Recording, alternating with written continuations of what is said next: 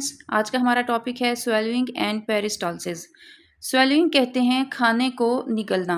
जब हम बाइट लेते हैं और वो स्मॉल पीसेस में कट डाउन होता है, उसके बाद स्लाइवरी ग्लैंड्स की सिक्रीशन से वो एक पेस्ट बन जाता है। उस पेस्ट को जब वो एक गोली की पेस्ट फिर एक गोली की शक्ल में बन जाता है, उसको हम कहते हैं बोलस। उस स्टेज पे बाइट को, फूड को कहा जाता है बोलस। तो बोलस के निगलने को स्वेलिंग कहते हैं। इसके 4 स्टेप्स हैं।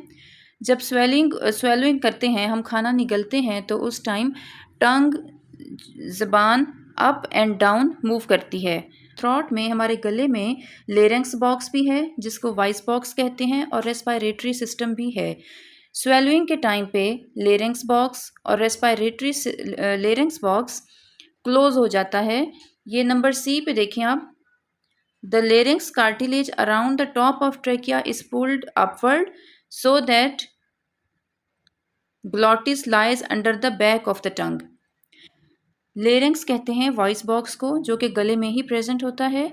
जब हम फूड को निगलते हैं, बोलस को निगलते हैं, तो ट्रैकिया पुल्ड अपवर्ड, ट्रैकिया ऊपर की तरफ हो जाता है। ट्रैकिया क्या है? ट्रैकिया रेस्पायरेटरी सिस्टम का एक बहुत इंपॉर्टेंट ऑर्गन है। इसको हम डिटेल से रेस्पायरेटरी सिस्टम में पढ़ेंगे। गले में ट्रैकिया होता है जो कि ऊपर की तरफ हो जाता है, और ग्लॉटिस, जो ट्रैकिया की ओपनिंग है, वो टंग के पीछे चली जाती है। इस तरह की मूवमेंट के बाद जब वॉइस बॉक्स यानी कि लेरिंक्स क्लोज हो जाता है, तो हमारा जो बोलस है, फूड है, वो उसको हम निगल लेते हैं, नीचे एसोफेगस में चला जाता है। Epiglottis help to prevent food from entering glottis instead of oesophagus. Epiglottis क्या है? एक छोटी है फ्लैप ऑफ कार्टिलेज है। कार्टिलेज कहते हैं स्मॉल बोन्स को, सॉफ्ट बोन्स को। वो फूड को ग्लॉटिस में जाने से रोकती है। फूड ने कहाँ जाना है? एसोफेगस में जाना है। हमने एलिमेंट्री कैनाल में स्टडी किया था, ऑरल कैविटी के बाद क्या कौन सा नेक्स्ट ऑर्गन है? एसोफेगस है। तो फूड ने ऑरल कैविटी के बाद एसोफेगस में आना है। तो epiglottis, a flap of cartilage यानी कि एक स्मॉल बोन, फूड को हेल्प करती है कि उसने एसोफेगस में ही जाना है।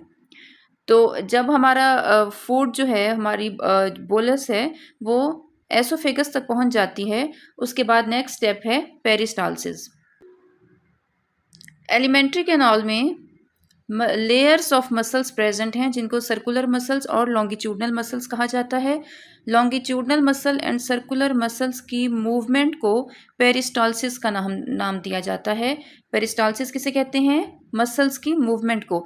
जब circular muscles and longitudinal muscles contract and relax करते हैं, तो फूड यानी कि बोलस वहाँ से ट्रैवल करती है। ये circular muscles, longitudinal muscles. Circular muscles जब सर्कुलर मसल्स कॉन्ट्रैक्ट होंगे तो फूड आगे की तरफ जाएगा। ये लॉन्गिट्यूडनल मसल्स हैं जो कि रिलैक्स कर रहे हैं, एक्सपैंड हो रहे हैं।